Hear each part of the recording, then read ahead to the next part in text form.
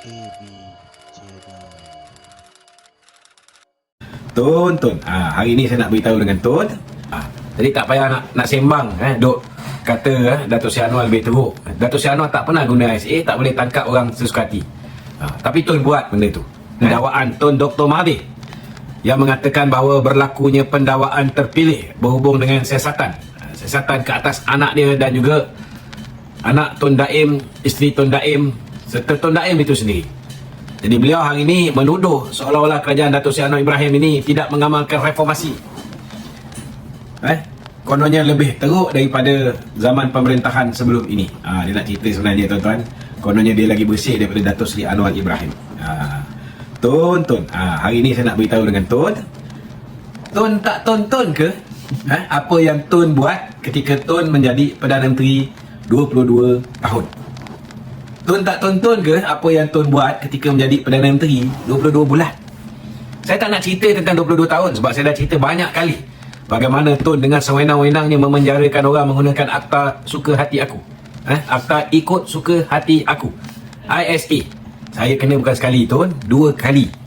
Dua kali, lock up 8 kali zaman Tun ketika Tun masih hidup. Ketika saka Tun tinggal pun saya kena lagi 3 kali. Jadi tak payah nak sembang, duk kata Datuk Seri Anwar lebih teruk. Datuk Seri Anwar tak pernah guna SA, tak boleh tangkap orang sesuka hati. Tapi Tun buat benda tu. Nak berhimpun lebih daripada 5 orang, tak ada permit polis, tak boleh berhimpun, kena dakwa di mahkamah kerana berhimpun tanpa permit. Ini zaman Tun.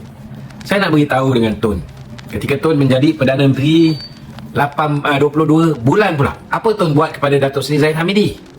Kalau nak katakan Tun kata dalam Pandora Paper ada banyak nama yang dipetik, antaranya nama Datuk Seri Zahid Hamidi dipetik juga, nama Datuk Seri Tengku Zafrul dipetik juga. Saya nak beritahu dengan Tun tak tonton ke apa Tun buat kepada Datuk Seri Zahid ketika beliau berhadapan dengan 40 pertuduhan bila Tun mengarahkan beliau untuk bubarkan UMNO, beliau tak nak bubarkan UMNO.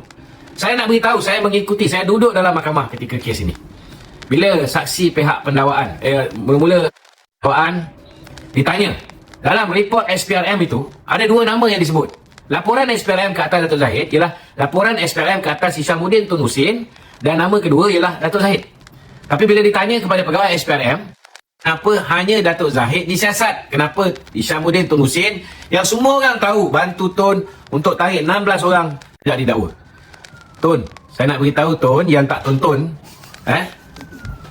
pergilah tonton apa yang diperkatakan oleh pegawai SPRM ni. Pegawai SPRM ni beritahu bahawa arahan pihak atasan hanya untuk siasat Datuk Seri Zahid, bukan siasat Hishamuddin Tun Hussein. Siapa pihak yang paling atas dalam negara ketika itu?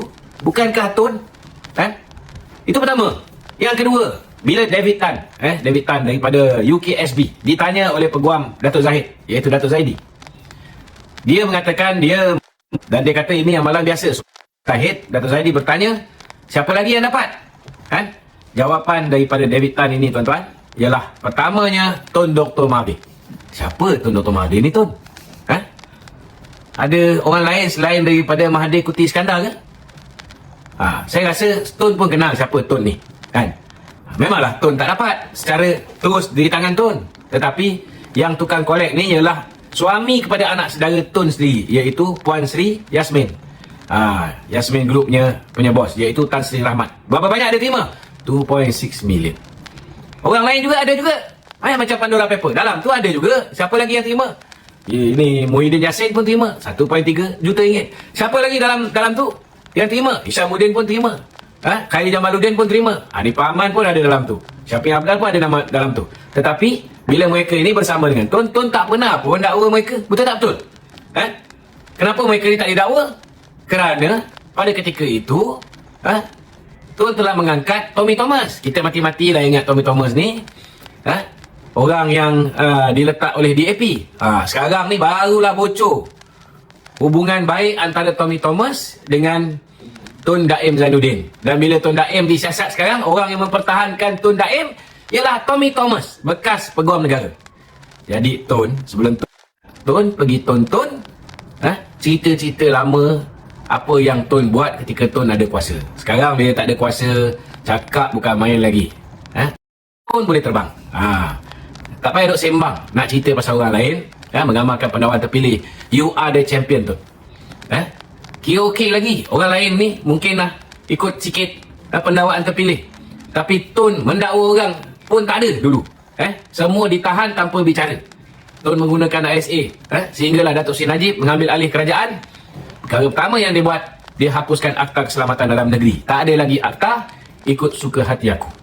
Hari ni Tun nak kata Datuk Seri Anwar tidak reformasi. Saya nak beritahu, hari ni di kalangan pemimpin-pemimpin PH Kerajaan Perpaduan ini, ramai yang merungut kerana kononnya Datuk Seri Anwar tidak tegas. Apa tak tegas ya? Sehingga hari ni dah setahun lebih dia jadi Perdana Menteri, Tun masih lagi boleh buka mulut longkang Tun. Tak ada sebarang tindakan ke atas Tun. Tak ada tindakan ke atas anak-anak Tun. Tun Daim boleh buat angkara, boleh memusnahkan ekonomi, boleh kacau BSKL dan sebagainya. Tak ada sebarang tindakan sehingga hari ini diambil. Orang yang melakukan macam-macam benda, termasuklah Muhyiddin Yassin, dah tegang-tegang anak dia tu pun sepatutnya dah boleh didakwa dah. Walaupun dia lari, anak dia lari, menantu dia lari, menantu dia lari. Sepatutnya menantu dia ni dah boleh didakwa walaupun tak ada. Tapi ada didakwa? Tak ada. Tun. Tak ada. Ni belum lagi kita buka cerita. Baru ni ada satu Pandora Paper. Bukan Pandora Paper. Ni. Satu lagi skandal. Skandal bernilai, tuan-tuan. Ini untuk projek yang telah pun dianugerahkan kepada sebuah syarikat yang dimiliki oleh Vincent Tan. Begitu juga dengan Naza. Iaitu Berjaya Naza telah dianugerahkan projek bernilai 3.9 juta ringgit. Okey?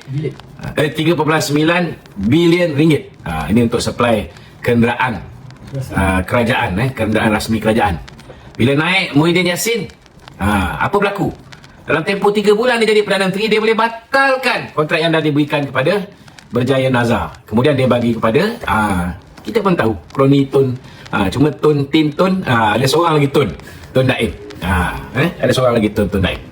Saya nak tanya, sampai ke hari ni banyak keraguan tapi masih lagi belum dijawab tentang skandal 700 juta ni. Pertama, sampai ke hari ni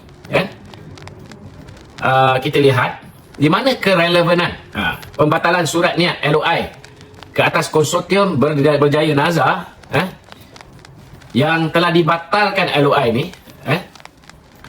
Dan kalau dia batalkan kerana berdasarkan penyematan, kita boleh terima, tuan-tuan. Tetapi saya nak beritahu, Berjaya Naza ni dia tawaran harga dia 3.9 juta bilion ringgit. Tetapi harga yang dapat kepada orang yang menggantikan Berjaya Naza ni 700 juta lebih mahal berbanding dengan yang Berjaya Naza dapat. 700 juta maknanya dia dapat 4.6 bilion ringgit.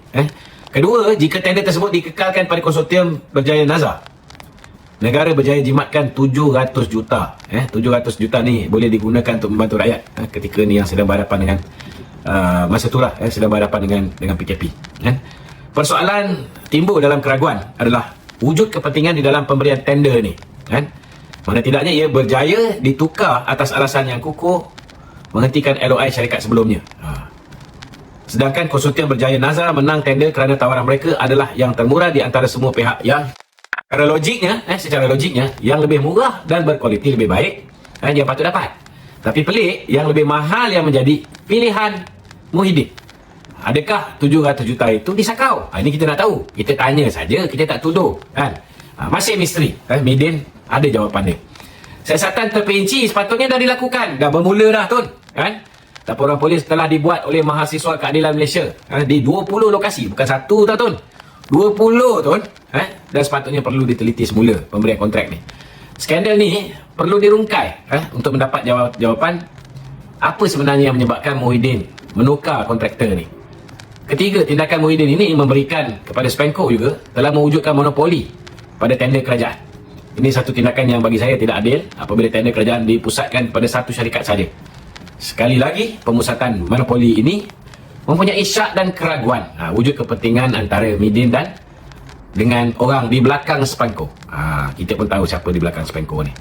Pemilik Spenco memang Tan Sri Robert Tan Hua. Kita tahu seorang tycoon yang cukup terkenal dan mempunyai hubungan baik bersama dengan Muhyiddin Yassin. Beliau pernah menderma sebanyak 2 juta ringgit kepada tabung COVID di zaman Muhyiddin Yassin. Keraguan-keraguan ini perlu dirungkai melalui siasatan pihak berwajib. Jika tidak, ia akan terus menjadi tanda tanya mengapa skandal 700 juta di zaman Muhyiddin ini disenyapkan. Tak logik untuk didiamkan kerana saman telah difailkan kepada MOF dan lebih di 20 lokasi laporan polis telah dibuat oleh mahasiswa keadilan. Saya harap pihak SPRM dapat segera meminta pihak Jabatan Peguam Negara. Saya yakinlah kertas siasatan ni mungkin dah siap tapi yalah, Jabatan Peguam Negara dulu, Peguam Negara dilantik oleh Muhyiddin, jadi mungkin tidak ada sebarang tindakan pendakwaan. Tapi sekarang ni kita ada Peguam Negara yang baru. Saya begitu yakin beliau boleh berlaku adil. Okey.